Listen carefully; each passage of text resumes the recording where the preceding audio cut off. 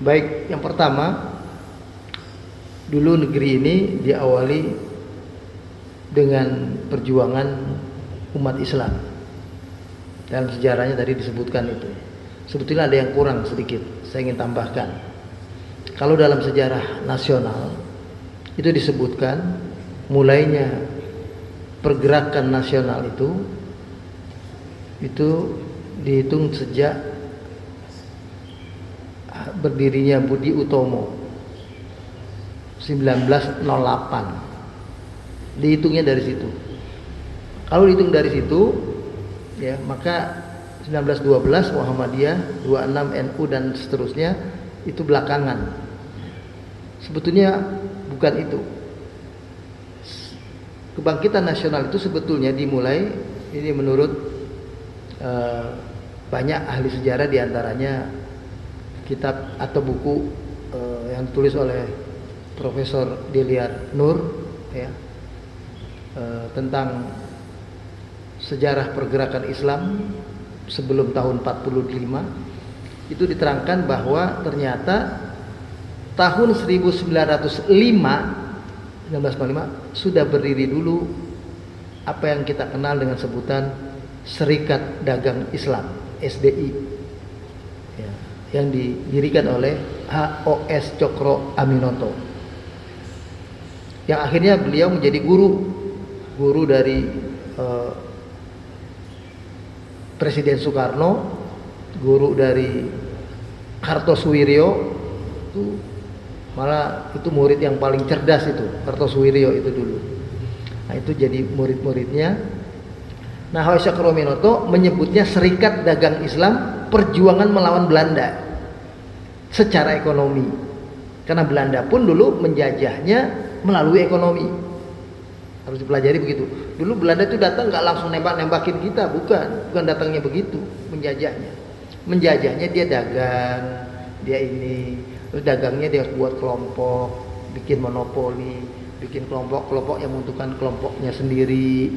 Nah, akhirnya mau nggak mau orang yang kalah terampas, terambil. Akhirnya mulai mereka punya kekuatan, nah itu merampasnya dengan lebih zalim lagi. Yang tadinya pelan-pelan, sembunyi-sembunyi, jadi berani, cepat dan terang-terangan. Nah, itu begitu. Ya, awalnya adalah dari ekonomi. Maka kebangkitan nasional sebetulnya dimulai dari situ. Serikat Dagang Islam, ya, 1905. Kalau 1908 namanya Budi Utomo. Kalau nasional mestinya Budi Utama, gitu. Karena kalau Budi Utomo kan mulainya kayaknya dari Jawa gitu. Budi Utomo kan gitu. Tapi kalau bilang Budi Utama ntar disangka mulainya dari Pasundan, dari Sunda lagi. Ya, jadi terlepas dari itulah, pokoknya kalau mau jujur itu mulainya dari 1905 sebetulnya, bukan 1908. Ya, makanya ada hitungan 20 tahun pergerakan Islam itu, kemerdekaannya di tahun 1945. Itu begitu.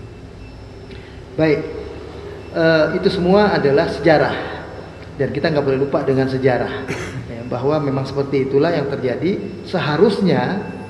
Ya, dari dulu kan pemimpinnya itu semuanya orang-orang Muslim itu.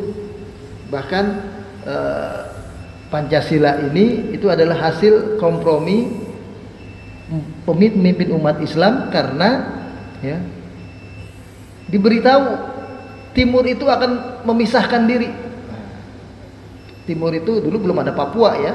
Papua belakangan itu. Belum. Baru yang disebut Timur itu Manado, Sulawesi, itu Kalimantan. Itu akan memisahkan diri, Ambon sana. Akan memisahkan diri dari umat Islam,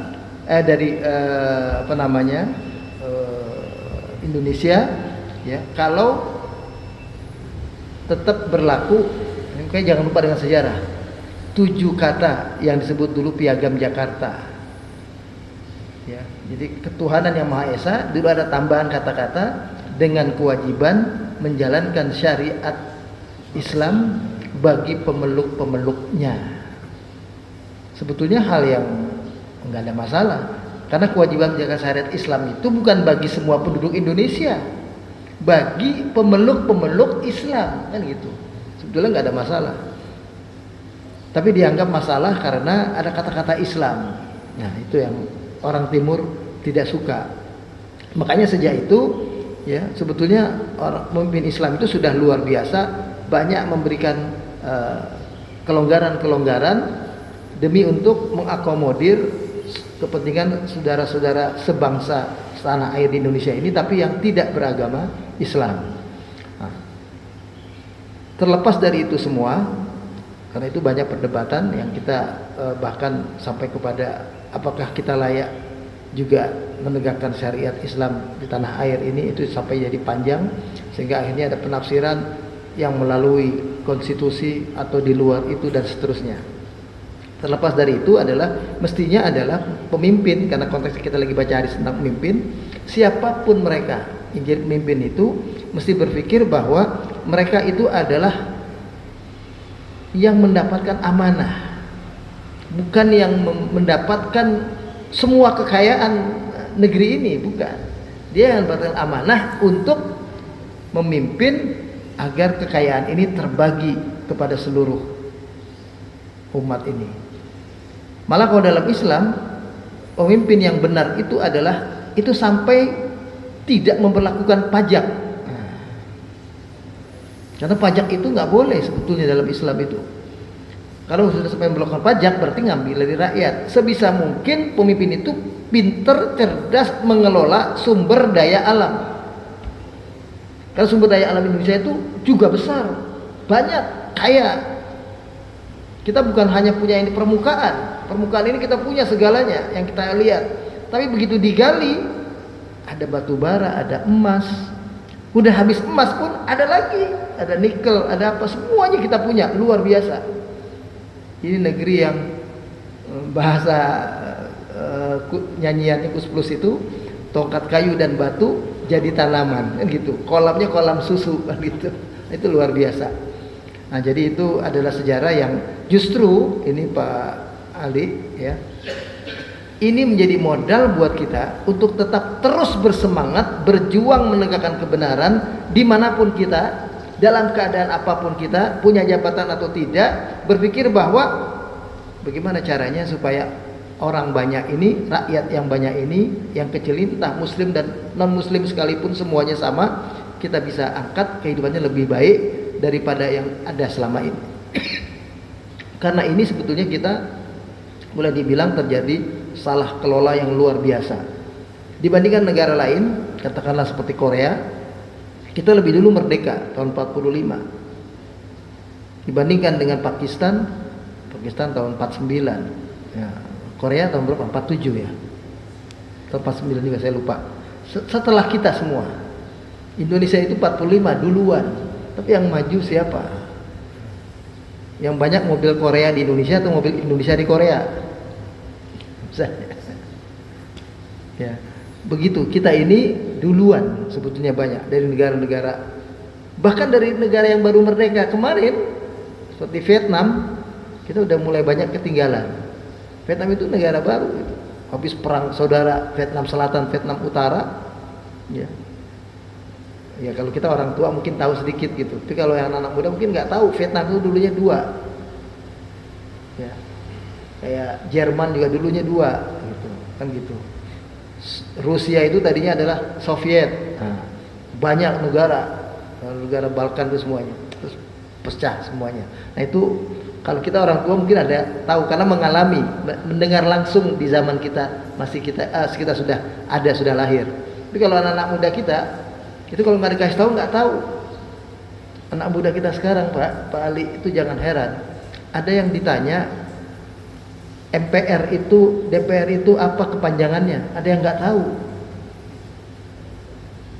Apa kepanjangan DPR? Nggak tahu. Apa kepanjangan MPR? Pancasila nggak hafal. Apalagi rukun Islam. Ada yang udah mulai nggak hafal itu. Rukun Islam, rukun iman. Hati-hati, coba anak-anak kita hafal nggak rukun Islam, rukun iman. Jangan sampai nggak hafal. Harus hafal anak-anak kita itu. Rukun iman, rukun Islam. Ya, jangan kebalik-balik. Rukun iman 5, rukun Islam 6, nah, misalnya. Kan repot itu. Nah baik, jadi itu kalau menurut saya udah tinggal menjadi harapan kita untuk jadi penyemangat kita berjuang. Itu aja. Karena mengharapkan memimpin lebih dari itu, ya sering Jadi bukan hanya simbolis, tapi justru mereka banyak menggunakan agama untuk menjadi batu loncatan alat mereka berkuasa. Itu yang banyak terjadi. Biasanya kalau sudah mau dekat pemilu, baru mereka dekat ke masjid, datang ke pesantren, datang ke kiai-kiai, datang kemana, itu begitu. Waktu mau dipilih, entah DPR, entah yang eksekutif, semua pejabat, ya, dari kelurahan, kecamatan, wali kota, gubernur, sampai presiden, itu kalau mau ada pemilihan, nah itu baru deketin rakyat, itu begitu. Deketin ustadz atau ulama, itu begitu. Apa tadi? Ingat? Adu domba, Abu Ayam dan lain-lain. Begini, sebetulnya hadis Nabi tentang domba yang tidak bertanduk, diberi kesempatan menanduk, domba yang bertanduk nanti di akhirat, itu adalah gambaran buat kita betapa adilnya keadilan Allah nanti di hari kiamat, sampai seperti itu.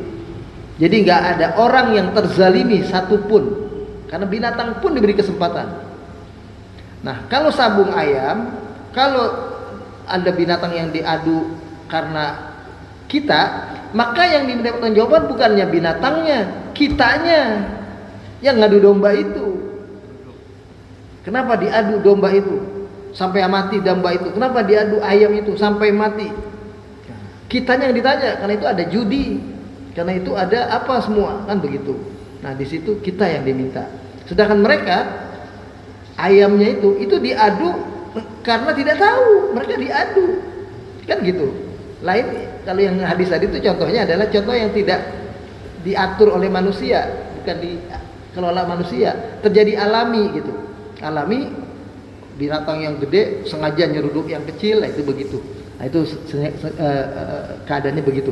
Itu adalah penggambaran saja dari Nabi kepada kita, sehingga kita jadi lebih paham.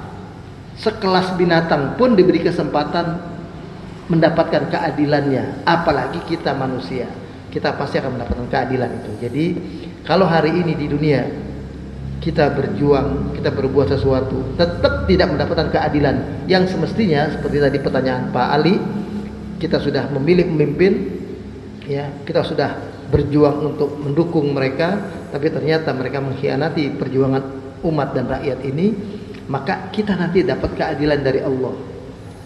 Hari ini Pak, mestinya di dunia orang Indonesia itu layak untuk punya rumah semuanya di daerah seperti Pondok Indah, punya kekayaan, punya mobil-mobil semua, mobilnya mobil BMW semua, mobil Mercy semua, mestinya. Tapi karena nggak punya, nanti di akhir bisa nuntut, mana BMW saya, mana rumah saya yang indah, itu dituntut. Pemimpin yang tidak berhasil itu bukan saja tidak dapat perlindungan, dia nggak tergolong dapat perlindungan, bahkan tidak ada perlindungan buat dia, dan mungkin dia akan dijebloskan ke dalam adab Allah yang berlipat ganda. Naudzubillah min dzalik.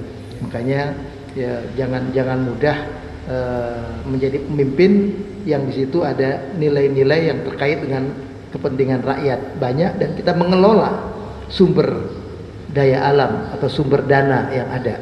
Mungkin nggak sumber daya alam, kalau jadi lurah, jadi RW, jadi camat, itu kan bukan sumber daya alam yang dikelola, tapi sumber dana anggaran, kan gitu. Dana anggaran, APBD, apa semuanya. Nah, yang menjadi pengelola sumber dana yang punya anggaran-anggaran itu, nah itu hati-hati itu. Karena itu ada amanah orang yang dipimpin juga berarti.